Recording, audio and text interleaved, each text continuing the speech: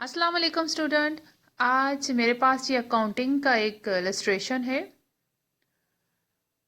जिसको हम सॉल्व करते हैं और हमने प्रिपेयर करना है prepare income statement and balance sheet from the following trial balance for the month ended on January 31st 2005। ये आप लोग नोट कर लें पहले। अगर आपने मेरे लेक्चर के थ्रू ये आपने इनकम स्टेटमेंट आपने लर्न करनी है, साथ बैलेंस शीट भी है। तो ये इलस्ट्रेशन आप एक नोट कर लें। ये सपोजिंग है, इस टाइप का आपका क्वेश्चन इलस्ट्रेशन आता है।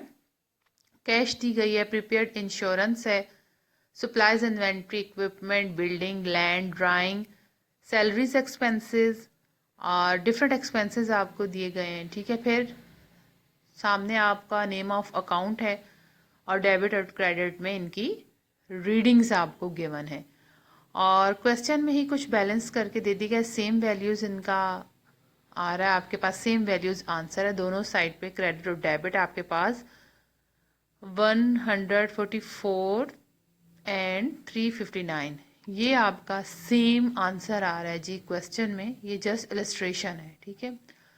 यहाँ डेबिट और क्रेडिट सेम है, लेकिन हमने इसे सॉल्व करके बताना है कि इनका आंसर सेम कैसे आता है, क्या टेक्निक्स है, क्या मेथड्स हैं। और अकाउंटिंग का ये सब्जेक्ट है।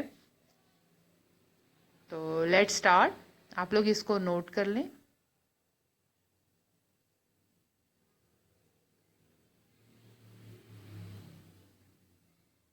रेंट के एक्सपेंसेस, सैलरीज एक्सपेंसेस आपको यहाँ पर गिवन है। तो रजिस्ट्रेशन हम स्टार्ट करते हैं। जब हम इनकम का ये बैलेंस शीट आप बना रहे हैं तो स्टार्टिंग में आपने ऊपर लिखना है, थोड़ी सी यहाँ पे मिसिंग है कि आप इनकम स्टेटमेंट बना रहे हैं। तो इनकम फ्रॉम सर्विसेज आपको गिवन है, डेबिट और क्रेडिट में आपने ये कॉलम्स बनाने हैं और फर्स्ट वाला आपका डेबिट का, सेकंड वाला क्रेडिट का कॉलम है। यहाँ हमने प्राइजेस ली हुई हैं। इनकम फ्रॉम सर्विसेज आपको क्वेश्चन में गिवन है जो 13,260 है। फिर आप उसमें एक्सपेंसेस ऐड करते हैं डेबिट में। ये डेबिट वाला क्रेडिट है पहले, सेकंड वाला कॉलम जो है, फर्स्ट वाला हमने इसे स्पेस फ्री कर देने हैं। Salaries expenses, general expenses, repair के एक्सपेंसेस, एडवर्टाइजमेंट के एक्सपेंसेस, बैड डेबिट एक्सपेंसेस, ये सारे एक्सपेंसेस आपने लिख लेने हैं। इन सब को आपने ऐड करके क्रेडिट वाले कॉलम में लिख देना है, जो कि 5,075 आपके पास आया। और आपने नेट इनकम फाइंड करनी है तो आपने 13,260 से लेस करना है, माइनस करना है 5,075 को। तो आपके पास नेट इनकम आ जाती है जी, जो हमने इनकम स्टेटमेंट बनानी है वो 8,185। आई होप यू अंडरस्टैंड कि आपने यहाँ पर इनकम स्टेटमेंट बनाए। ये सारा डाटा आपको गिवन है, आपने रिक्वायरमेंट के हिसाब से इस तरह के स्टाइल में डाटा को मैनेज करना है। 13,260 वाला कॉलम क्रेडिट का कॉलम कहलाता है और जो फर्स्ट वाला कॉलम है जहाँ हमने एक्सपेंसेस लिखे हैं वो डेबिट वाला कॉलम कहलाता है। तो नेक्स्ट में हमने इसकी बैलेंस शीट जो है वो बनानी है। ठीक है, बैलेंस शीट में आपने जो बनाने होते हैं वो एसेट्स आप लेती हैं। ठीक है, और एसेट्स में आपके पास करंट एसेट्स में कैश आ जाती है। ठीक है, और नेक्स्ट आपने जो है फिक्स एसेट्स उसके में लिखने होते हैं और इन दोनों एसेट्स को प्लस करते हैं तो आपके पास टोटल एसेट्स आ जाता है। जब बैलेंस शीट बनाते हैं तो एसेट्स का आंसर जो है वो आपकी लायबिलिटीज़ और ऑनर इक्विटीज़ के बराबर आना चाहिए। तो इस वाली वीडियोस में हमने जो है वो जितने भी आपके कैश था, बिल्डिंग है, जो फिक्स एसेट्स हैं वो आपके पास इक्विपमेंट आ गई, ये गिवन थी, और बिल्डिंग थी, लैंड थी। इनको आपने टोटल करके डेबिट वाले कॉलम से क्रेडिट वाले कॉलम में राइट करना है। और पहले जो आपके पास टोटल करंट एसेट्स आए हैं वो आप देख लें। आपके पास जो करंट एसेट्स थे वो कैश थी और इसके अलावा बाकी सारा डाटा आपको गिवन है। ठीक है, उसके बाद फिर आपने लायबिलिटीज़ फाइंड करनी है। वो हमेशा आपके पास पेएबल होते हैं, जो कि यहाँ पे अकाउंट पेएबल और नोट पेएबल थे, जो 5 हमने डेबिट और क्रेडिट से फर्स्ट वाले कॉलम में लिखे।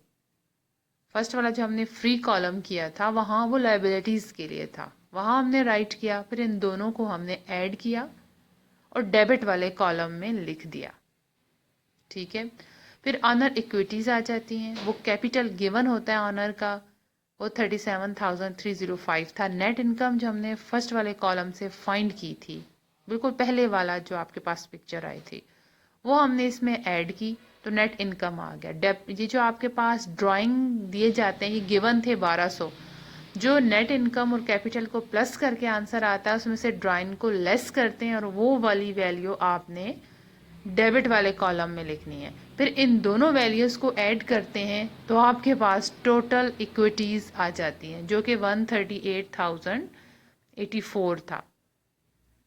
ठीक है, थोड़ा सा करंट एसेट्स जो थे वो थोड़ी सी मिसिंग थी, तो नेक्स्ट वीडियो अगर आपके पास है मेरे पास क्वेश्चन में तो आप वहाँ से देख लें। आपके पास ये देखें, ये आ गई video. Cash, supplies, inventory and prepaid insurance आपने फर्स्ट वाले कॉलम में लिखनी होती है। ठीक है, इस वाले कॉलम में से ऐड करके लास्ट वाले कॉलम में नेक्स्ट पिक्चर में देखें आपने टोटल करंट एसेट्स लास्ट वाले कॉलम में लिखने हैं, फिर फिक्स एसेट जो आपके आते हैं वो डेबिट वाले कॉलम में आते हैं, फिर इनको भी ऐड करना है वहाँ। फिर टोटल फिक्स एसेट के साथ जब प्लस करते हैं तो ये भी 138,084। लाइबिलिटीज़ हमने अभी मैंने बताया किस तरह से फाइंड करनी होती हैं। पेएबल को हमने फर्स्ट वाले कॉलम में लिखा, फिर सेकंड डेबिट वाले कॉलम में इनको प्लस किया, फिर ऑनर इक्विटीज़ गिवन थी उन सब को फिर प्लस करके हमने लास्ट में इसको माइनस किया था ड्राइंग वाले।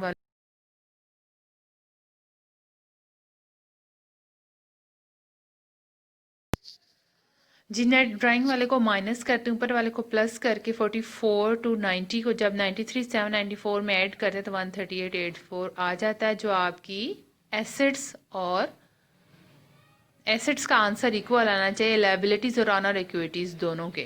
तो आपके ये क्वेश्चन सॉल्व हो गया है। आई होप आप इसे 2 से 3 बार रिपीटेड देखेंगे तो आपको ये बिल्कुल क्लियर समझ आ जाएगा। Thank you.